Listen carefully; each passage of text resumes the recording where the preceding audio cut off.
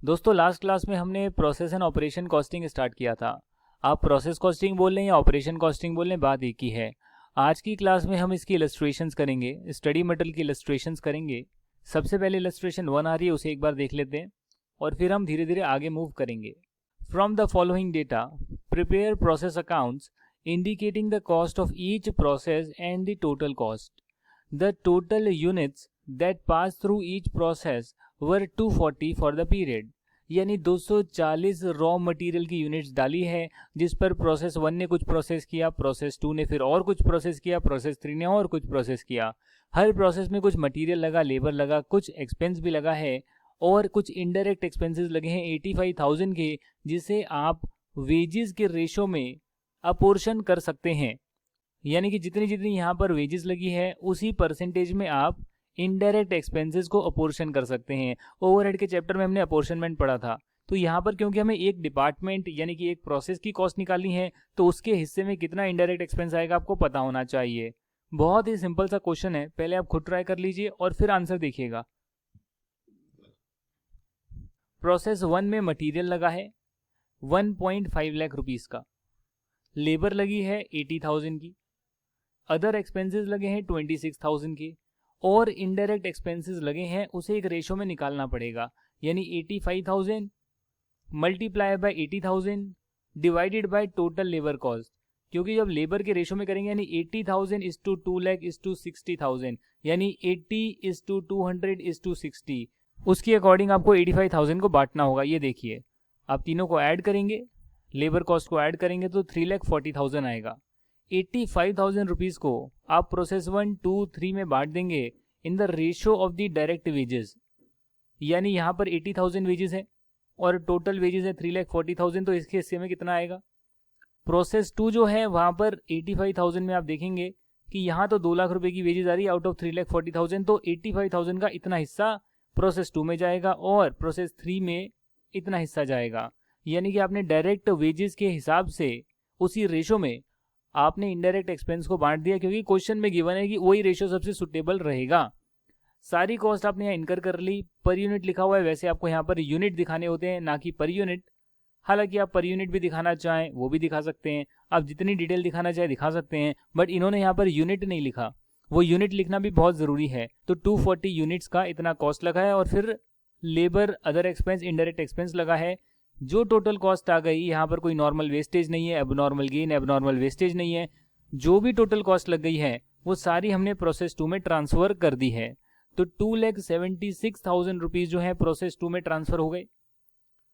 Process 2 में transfer होने के बाद वहां भी कुछ मटेरियल, कुछ लेबर, कुछ एक्सपेंस लगा 50,000, 2,72,000 और जो इनडायरेक्ट एक्सपेंस है जो इसके हिस्से में आया वो भी हम यहाँ पर डालेंगे। जो इनडायरेक्ट एक्सपेंस है टोटल 85,000 का है और उसे हमने तीनों में बांट दिया डायरेक्ट वेजेस के रेशो में। ऐसा क्वेश्चन में गिवन था। तो जितना प्रोसेस 2 के हिस्से में आएगा वो हमने इनडायरेक्ट एक्सपेंस भी यहाँ डाल दिया। इसी तरह प्रोसेस 2 की टोटल कॉस्ट आ गई जो हम प्रोसेस 3 में ट्रांसफर करेंगे। अब प्रोसेस 3 में प्रोसेस 2 की जो कॉस्ट है, यानी प्रोसेस 1 की कॉस्ट ऐड कर दिया, उसमें और कुछ material, labour, expense, indirect expense लग गया, फैक्ट्री ओवरहेड लग गए, वो सब ऐड करके जो कॉस्ट बन गई अब वही 240 यूनिट्स, वेस्टेज कुछ हुई नहीं है, यूनिट्स 240 है। अगर आप करेंगे 6,48,000 को 240 से डिवाइड तो आपके पास आएगा 2,700 जो यहाँ पर यूनिट लिखा हुआ है। मैं फिर भी एक बार चेक कर लेता हूँ, कैलकुलेटर में अपने मोबाइल में ओपन करके चेक कर लेता हूँ। डिवाइडेड बाय 240, तो जी हाँ आपके पास 2,700 आ जाएगा। वैसे आपको यहाँ नंबर ऑफ यूनिट्स लिखना चाहिए था, इन्होंने यहाँ पर यूनिट लिख दिया है। खैर, सबका अपना अपना दिखाने का तरीका होता है, बट एक्चुअली में आप जो पेपर में लिखेंगे तो यूनिट लिखेंगे कि नंबर ऑफ यूनिट इतनी है और टोटल अमाउंट इतना है। पर यूनिट एक्स्ट्रा दिखाना चाहे दिखा सकते हैं, कोई गलत नहीं होएगा, पर यूनिट तो दिखानी है आपको कितनी यूनिट्स है। तो 240 यूनिट्स हैं, उसमें और कुछ material, labour, other expense, indirect expense process 3 में लग गया और फिर आपका ये फिनिश स्टॉक जो है 240 यूनिट्स की वो बन गई और कितने रुपए में बनी, 7,68,000 में। बस यही करना था। जी हाँ, बस यही करना था। तो ये क्वेश्चन मैंने आपको नहीं कराया, क्या कराया, ये तो बच्चे करते हैं क्वेश्चन। प्रोसेस ए का टोटल प्रोसेस 2 में डाल दिया, प्रोसेस 2 में गया वो इनपुट और कॉस्ट लगी, प्रोसेस 3 में डाल दिया, प्रोसेस 3 में गया प्रोसेस 2 का आउटपुट और कॉस्ट लगी, जो प्रोसेस 3 का आउटपुट निकला वो फिनिश गुड्स में चले गया, फिनिश स्टॉक में चले गया। ये तो बच्चों वाली चीजें। फिर नॉर्मल प्रोसेस लॉस क्या होता है, एबनॉर्मल गेन का क्या ट्रीटमेंट होता है, वो सारी चीज़ें आ रही है जो मैंने आपको एग्जाम्पल 3 यानी कि इलस्ट्रेशन 3 बुक की ऑलरेडी करवा दी है। फिलहाल हम यहाँ पर एग्जाम्पल नंबर 2 देखते हैं। A product passes from process 1 and process 2. Materials issued to process 1 amounted to rupees 40,000. Wages 30,000. Manufacturing overheads 27,000. 40,000, 40,000, 30,000, 30,000, 27,000, 27,000। सारा प्रोसेस 1 में जो गया वो हमने यहाँ डाल दिया। कितनी यूनिट्स गई वो नहीं लिखा हुआ है, बाद में देखेंगे। नॉर्मल लॉस एंटिसिपेटेड है 5% ऑफ इनपुट। इनपुट कितने मालूम नहीं, आउटपुट जो निकला वो जरूर पता है आपको, 4750 का आउटपुट निकला है। तो यदि मैं कह लूँ आपको यहाँ पर कि x में से 5% माइनस कर 4750 आया है, तो क्या आप x निकाल लेंगे? बताइए मुझे, क्या आप ऐसे x निकाल सकते हैं? जी हाँ, बिल्कुल आराम से निकाल सकते हैं। 4750, ये देखिए x में से 5% ऑफ x माइनस किया तो 4750 आया है, यानी कि 0.95x इज इक्वल टू 4750। अगर मैं इसको 0.95 से डिवाइड कर दूं तो 5000 आ जाएगा, यानी कि x जो है 5000 आएगा। यानी कि यहाँ पर जो मेरी यूनिट्स आएगी 5000 यूनिट्स आएगी। ये क्वेश्चन में गिवन है 5000 यूनिट्स आएगी, बट अगर नहीं भी गिवन है तो भी आप निकाल सकते हो, क्योंकि यहाँ पर ये जरूर गिवन है कि इसका आउटपुट जो है 4750 यूनिट्स का है और 5% लॉस के बाद ये आउटपुट आया, तो 5% लॉस से पहले कितना होएगा वो भी आप अपने आप निकाल सकते हो। हालांकि क्वेश्चन में यहाँ पर गिवन है। कोई ओपनिंग स्टॉक था नहीं दोस्तों। Input raw material issued to process 1 were 5000 units, और जो नॉर्मल वेस्ट हुआ है, यानी कि जो 5% नॉर्मल वेस्ट होता और वही हुआ है इस केस में, वो 2 रुपये पर यूनिट उसका रियलाइजेबल वैल्यू है, यानी कि कुछ ना कुछ रिकवरी हो जाएगी। तो ये मेरी टोटल कॉस्ट लगी है, 500 रुपये की रिकवरी हो जाएगी, तो नेट कॉस्ट मेरी 96,500 लगी है। जो मैंने मटेरियल लाया, वेज लगाया, ओवरहेड लगाया, टोटल खर्चा 97,000, और वो प्रोसेस के दौरान कुछ यूनिट्स वेस्ट हो गई जो नॉर्मली होती है, उन नॉर्मल यूनिट्स को मैं नॉर्मली बेचूंगा भी तो मुझे 500 रुपये की रिकवरी भी होगी। तो मेरी नेट कॉस्ट जो है वो आ गई 96,500। और नॉर्मली कितने यूनिट्स की कॉस्ट आएगी? 5000 माइनस नॉर्मल वेस्टेज, यानी कि 4750 यूनिट्स की मेरी ये कॉस्ट आ रही है। Net cost by net quantity normal circumstances में आपको पर यूनिट का अमाउंट मिल जाएगा, आपको पर यूनिट का अमाउंट मिल जाएगा। तो पर यूनिट अमाउंट कितना आया है यहाँ पर निकाल कर नहीं दिया, आप निकालना चाहे निकाल सकते हैं पर यूनिट कितना आएगा। तो जो भी पर यूनिट आएगा, जैसे कि मैं डिवाइड करके बता देता हूँ आपको, 96,500 को मैं डिवाइड कर रहा हूँ 4750 से, तो करीब करीब आपके पास आएगा 20.3157, ऐसा करके कुछ आएगा। इसको 8 भी लिख सकते हो राउंड ऑफ करके। तो ऐसा कुछ आपके पास पर यूनिट कॉस्ट आएगी। अब जो प्रोसेस 2 में जा रही है 4750 यूनिट्स, मल्टीप्लाई कर दो इसको 20.3158 से, तो आपके पास आ जाएगी 96,500 रुपीज। वो आप प्रोसेस 2 में भेज देंगे। प्रोसेस 1 का आउटपुट प्रोसेस 2 में जाएगा। प्रोसेस 2 के लिए यहाँ पर कुछ गिवन ही नहीं है, बस ये बताना है कि प्रोसेस 2 में क्या आउटपुट जाएगा, वो बताना था, आपने बता दिया। यहाँ पर दे रखा है example 3। A product passes from process 1 and process 2, materials issued to process 1 amounted to 40,000। कुछ वेजेस लगी है, कुछ मैन्युफैक्चरिंग ओवरहेड्स लगे हैं, तो बहुत अच्छी बात है। कुछ आपके क्या लगे हैं? मटेरियल, कुछ वेजेस, कुछ ओवरहेड्स लगे हैं, प्रोडक्शन ओवरहेड्स। नॉर्मल लॉस था 5% जो होना चाहिए था, पुराना वाला ही एग्जाम्पल लिया है, और आउटपुट आपका निकल कर आया है 4550। 5% लॉस के बाद 4750 का आउटपुट आना चाहिए था, बट आया है 4550, तो बाकी का क्या हो गया? Abnormal loss. नहीं होना चाहिए था बट हो गया है। वैल्यू कैसे निकालेंगे? वैसे ही निकालेंगे जैसे निकाली थी, जो मैंने पुराने एग्जाम्पल में निकाली थी। क्या आई थी? 20.3158। तो 20.3158 जो पर यूनिट आई है वो तो हमेशा ही वैसे निकालेंगे जैसे कैलकुलेट करी है।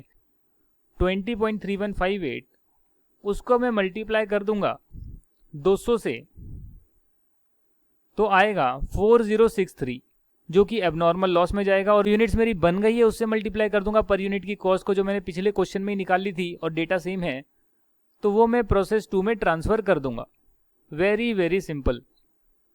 एबनॉर्मल गेन के लिए कुछ समझाया हुआ है एग्जाम्पल नंबर 4 में, वही एग्जाम्पल लिया है सेम टू सेम कि कुछ आपने मटेरियल डाला है 5000 यूनिट्स का, उसमें कुछ वेजेस ऐड करी है, कुछ ओवरहेड ऐड करे हैं, ये टोटल कॉस्ट आपकी आ गई। टोटल कॉस्ट आ गई, साथ में आपने देखा कि जो आउटपुट था वो 4850 यूनिट्स का बन गया। हालांकि 5% जो है इनपुट का 5% नॉर्मल लॉस होना चाहिए था। तो जैसे ही आप इनपुट का 5000 का 5% माइनस करेंगे, 250 माइनस करेंगे, तो 4750 यूनिट्स बनकर आनी चाहिए थी। बनकर आई है 4850, यानी कि 100 यूनिट का एबनॉर्मल गेन आ गया। इस केस में भी पर यूनिट कैसे निकालेंगे, जैसे आपने निकाली थी 20.3158। तो 20.3158 पिछले क्वेश्चन में निकाल ली थी फर्स्ट वाले एग्जाम्पल में। Per unit cost multiply by 100, 2031.8 यानी 2032, और 4850 मल्टीप्लाई बाय 20.3158, 98532। यानी कोई भी सिनेरियो आ जाए, एबनॉर्मल गेन हो, एबनॉर्मल लॉस हो, नॉर्मल लॉस हो, आप हमेशा देखेंगे कि नॉर्मल सर्कमस्टेंसेस में ये कॉस्ट लगनी थी, ये नॉर्मल लॉस होना था, उसका कुछ रिकवरी आनी थी, तो नेट कॉस्ट ये और नेट यूनिट्स ये। तो नॉर्मल सर्कमस्टेंसेस में पर यूनिट क्या आएगा, पर यूनिट आप निकाल लेंगे। उसके बाद आप देखेंगे एक्चुअली में कितनी यूनिट्स मेरी आगे जा रही है, उससे आप पर यूनिट को मल्टीप्लाई कर कर आगे कॉस्ट को भेज देंगे। अगर एबनॉर्मल लॉस हुआ है वो भी कॉस्टिंग पीएनएल में, एबनॉर्मल गेन हुआ है वो भी कॉस्टिंग पीएनएल में चले जाएगा। ठीक है जी, सिंपल सा प्रोसेस है। अब आपकी इलस्ट्रेशन 2 आ गई जिसे हम करेंगे, और इलस्ट्रेशन 3 ऑलरेडी करवा चुका हूं। अ product passes through 3 processes, process 1, process 2, process 3। Output जो है पहले का वो दूसरे का इनपुट बनता है, और दूसरे का आउटपुट तीसरे का इनपुट बनता है, तीसरे का आउटपुट फिनिश गुड्स में ट्रांसफर हो जाता है, फिनिश स्टॉक में ट्रांसफर हो जाता है। जो मटेरियल है प्रोसेस 1 में मटेरियल लगे कुछ 40,000 रुपीज़ के, रुपीज़ लिखा हुआ है देखिए, यूनिट्स नहीं लिखा हुआ है। लेबर लगी है 6000 रुपये की, कुछ मैन्युफैक्चरिंग ओवरहेड लगे हैं प्रोसेस 1 के, प्रोसेस 2 के, प्रोसेस 3 के। हर प्रोसेस यानी कि हर डिपार्टमेंट में कुछ ना कुछ मटेरियल, लेबर, ओवरहेड लग रहा है। 10,000 units have been issued to process 1। तो प्रोसेस 1 में 10,000 यूनिट्स को इंसर्ट किया गया है। And after processing the output of each process is as under. Process 1 में 2% का नॉर्मल लॉस हो सकता है, प्रोसेस 2 में 5% का, और प्रोसेस 3 में 10% का नॉर्मल लॉस हो सकता है। एक्चुअली में कितना लॉस हुआ है we don't know, but normally क्या होना चाहिए वो सिनेरियो हमें गिवन है। और ये भी गिवन है कि एक्चुअल में आउटपुट कितना बन के निकला प्रोसेस 1 का, प्रोसेस 2 का और प्रोसेस 3 का। तो हमने 10,000 यूनिट्स डाले थे प्रोसेस 1 में, निकल कर आए 9750 यूनिट्स। ये 9750 यूनिट्स गए प्रोसेस 2 में, और प्रोसेस 2 का जो आउटपुट निकला वो निकला 9400 यूनिट्स। ये 9400 गए प्रोसेस 3 में, और प्रोसेस 3 का जो आउटपुट निकला वो निकला 8000 यूनिट। यानी हर प्रोसेस में कुछ ना कुछ वेस्टेज होने के बाद और एबनॉर्मल लॉस, एबनॉर्मल गेन जो भी होगा, उसके बाद निष्कर्ष ये निकलता है कि 10,000 यूनिट डालते हैं तो फाइनल प्रोडक्ट जो है 8000 यूनिट बनकर निकलता है। कोई भी हमारे पास ओपनिंग स्टॉक नहीं था, एंड में भी नहीं था, ओपनिंग भी नहीं दे रखा, वर्क इन प्रोग्रेस का ओपनिंग क्लोजिंग स्टॉक है ही नहीं। आपको क्या बताना है, आपको कॉस्ट निकालनी है, फिनिश्ड गुड की कॉस्ट निकालनी है। 10,000 यूनिट्स आपने यहाँ पर डाली प्रोसेस 1 में, जिसकी प्राइस थी 40,000 रुपीज़। तो यूनिट्स आ गया, अमाउंट आ गई, जैसा कि हम करते थे वैसे ही आपको पेपर में करना है। प्रोसेस 1 में कुछ लेबर लगी, कुछ मैन्युफैक्चरिंग ओवरहेड लगे, जो भी प्रोसेस 1 में कॉस्ट लग गई 56,000 की, वो यहाँ पर गिवन है। साथ में क्या हुआ कि 2% का नॉर्मल लॉस होने की उम्मीद थी, तो 10,000 का 2% है 200 यूनिट। यानी कि जब आप 10,000 यूनिट्स लाओगे तो उसमें से 200 यूनिट तो नॉर्मली वेस्ट हो जाएगी। नेट यूनिट जो है 9,800 बचेगी, जिसकी कॉस्ट मुझे 56,000 पड़ी। यानी एक यूनिट की कॉस्ट मुझे 5.7142 पड़ी। सर यहाँ पर अमाउंट रियलाइजेबल कुछ नहीं आया। जी हाँ, यहाँ पर नॉर्मल लॉस कितने में बिकेगा उसकी इन्फॉर्मेशन गिवन नहीं है। इसके लिए नॉर्मल लॉस जो है उसकी कोई वैल्यू नहीं मानी गई है। जो नॉर्मल लॉस हुआ है यानी 200 यूनिट का, मार्केट में उसे कबाड़ वाला भी खरीदने को राजी नहीं है, यानी कि पूरे पैसे वो डूब गए। इसका मतलब ये हो गया कि जो 56,000 रुपीज़ मेरे लगे वो 10,000 यूनिट्स के लिए मैंने लिए थे, बट 200 तो प्रोसेस में लॉस होना ही था, इसलिए 9,800 के ही मुझे 56,000 पड़ रहे हैं। उस हिसाब से एक यूनिट के मुझे कितने पड़ेंगे, 5.7142। अब एक्चुअली में कितनी यूनिट बन गई है वो आपके क्वेश्चन में गिवन है। एक्चुअली में 9750 यूनिट्स बनकर निकली है। तो अगर एक्चुअली में 9750 यूनिट्स बनकर निकली है और एक यूनिट इतने की है, तो इतने रुपए प्रोसेस 2 में जाएंगे। 5.7142 मल्टीप्लाई बाय 9750 इक्वल्स टू 55,714। ये आपके प्रोसेस 2 में चले जाएंगे। ये देखिए, ये प्रोसेस 2 में आ गए। 9750 यूनिट्स प्रोसेस 2 में ट्रांसफर कर दिए गए हैं। प्रोसेस 1 का आउटपुट बन गया प्रोसेस 2 का इनपुट। सर अब समझ नहीं आया कि अगर 200 यूनिट नॉर्मली वेस्ट होने चाहिए थे तो 10,000 में से 200 माइनस करूं तो 9,800 आता है। जो एक्चुअली में बनकर निकले प्रोसेस 1 का जो आउटपुट निकला वो निकला 9750, यानी 50 यूनिट और कम बने हैं। That means 50 unit abnormal loss है, और एबनॉर्मल लॉस अकाउंट में जाएगा, और एबनॉर्मल लॉस अकाउंट के बाद जो भी इसकी कुछ रिकवरी वगैरह होगी, वैसे तो होगी नहीं इस केस में, अगर कुछ होगी रिकवरी वगैरह तो उसके बाद बैलेंस अमाउंट कॉस्टिंग P&L में चले जाएगा। यहां तक की बात समझ में आ गई तो हम प्रोसेस 2 में मूव करेंगे। प्रोसेस 2 में मटेरियल का 20,000, लेबर का 4,000 एंड मैन्युफैक्चरिंग ओवरहेड का 10,000 और लगा है। जो प्रोसेस 1 का आउटपुट था वो तो यहाँ पर इनपुट बनी गया प्रोसेस 2 में, पर साथ में मटेरियल भी लगा 20,000। अब यह नंबर ऑफ यूनिट्स नहीं लिखा दोस्तों, क्योंकि जो यूनिट्स 9750 की यूनिट्स आई है प्रोसेस 1 से, उसी के ऊपर मैं मटेरियल और लगा रहा हूँ। तो नया मटेरियल लगाने से नंबर ऑफ यूनिट्स नहीं बढ़ेगी, यूनिट्स तो उतनी ही है जो आई है 9750 यूनिट्स, उसी पर और मटेरियल ऐड किया जा रहा है प्रोसेस 2 के टाइम। कुछ लेबर भी काम कर रही है, कुछ मैन्युफैक्चरिंग ओवरहेड भी लग रहे हैं, तो ये कुल मिलाकर मेरी टोटल कॉस्ट लग रही है। अब जो प्रोसेस 2 है वहां पर जो नॉर्मली वेस्ट होता है वो 5% होने की उम्मीद है। तो यदि मैं कहूं कि 9750 यहां पर मेरा आया तो इसका 5% कितना होगा वो आपको देखना पड़ेगा। 9750 का 5% आप अपने पास कैलकुलेटर ओपन रखिए। मैं हमेशा आपको क्लास में कैलसी ओपन करके दिखाता हूँ, आपके पास होना चाहिए खुद का कैलसी। उस कैलकुलेटर पर आप करेंगे 9750 मल्टीप्लाई बाय 5%, तो निकल कर आएगा 487.5।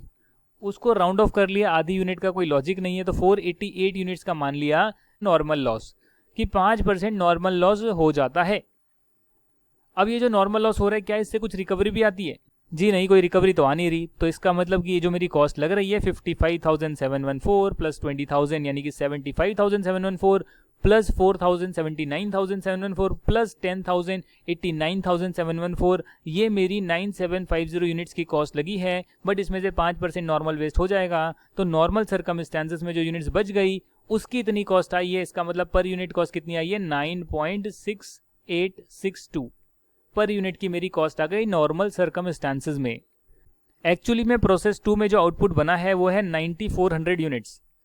इसका मतलब जो 9400 यूनिट्स है वो मेरा प्रोसेस 3 में जाएगा, और एक यूनिट की क्या प्राइस है वो मैंने निकाल ली है। तो 9400 यूनिट्स की क्या प्राइस होगी वो मैं मल्टीप्लाई करके निकाल लूंगा। 9.6862 मल्टीप्लाई बाय 9400 गिव्स यू 91,051। अगर प्रोसेस 1 से मेरे पास 9750 यूनिट्स आई है, 9750 यूनिट्स आई है, और उसमें से 488 वेस्ट हो गई, और 9400 यूनिट्स में प्रोसेस 3 में ट्रांसफर कर रहा हूं, तो इसका मतलब क्या हो गया? मुझे 138 यूनिट्स का एबनॉर्मल गेन हुआ है। कैसे हुआ है सोचो यार। अगर आपके पास 9750 यूनिट्स आएगी, जिसमें से 488 यूनिट्स तो आपको पता ही है कि नॉर्मली वेस्ट हो जाना चाहिए, तो 9750 में से आप माइनस करेंगे अपने कैलकुलेटर पर 488, यानी कि 5% माइनस करेंगे। 5% जब माइनस करेंगे तो आप पाएंगे कि 9262 ये आपके पास आउटपुट निकलना चाहिए। बट आपने तो आउटपुट 9400 यूनिट्स का निकाल लिया। इसका मतलब 138 यूनिट्स आपने जो नॉर्मली वेस्ट होनी चाहिए थी उसे नॉर्मल वेस्टेज से बचा लिया, वो आपका एबनॉर्मल गेन आएगा। पर यूनिट कॉस्ट तो हमेशा वैसे ही निकालनी है जैसे निकालनी थी। अब हुआ क्या कि आपने 9400 यूनिट्स बना लिए, तो कोई नहीं, आप उसको ट्रांसफर कर देंगे प्रोसेस 3 में, और जो एबनॉर्मल गेन है उसे एबनॉर्मल गेन अकाउंट में ट्रांसफर कर देंगे। 138 यूनिट्स आपने बचाई है, एक यूनिट की प्राइस है 9.6862, तो 138 यूनिट्स की जो कॉस्ट बनती है उतना आपने बचा लिया, वो मैनेजमेंट के नाम जाएगा एबनॉर्मल गेन। ये हमने एबनॉर्मल गेन अकाउंट में डाल दिया। जहां तक बात प्रोसेस 3 की करेंगे, तो जो प्रोसेस 2 का आउटपुट है 9400 यूनिट्स का 91,051, वो प्रोसेस 3 का इनपुट बन जाएगा। प्रोसेस 3 में कुछ मटेरियल लेबर ओवरहेड लगा है, क्वेश्चन में गिवन है 10,000 का मटेरियल लगा है, 1,000 की लेबर, 15,000 का ओवरहेड लगा है। मैन्युफैक्चरिंग ओवरहेड की बात कर रहा हूँ, सेलिंग एडमिनिस्ट्रेटिव ओवरहेड की बात नहीं कर रहा। तो वो सारी चीज़ें यहाँ लग जाएगी। ये लग गया प्रोसेस 3 में टोटल कॉस्ट 117,051, और प्रोसेस 3 में 10% नॉर्मल वेस्टेज होने की संभावनाएं हैं और 8000 यूनिट्स जो है मेरी बनकर निकली है।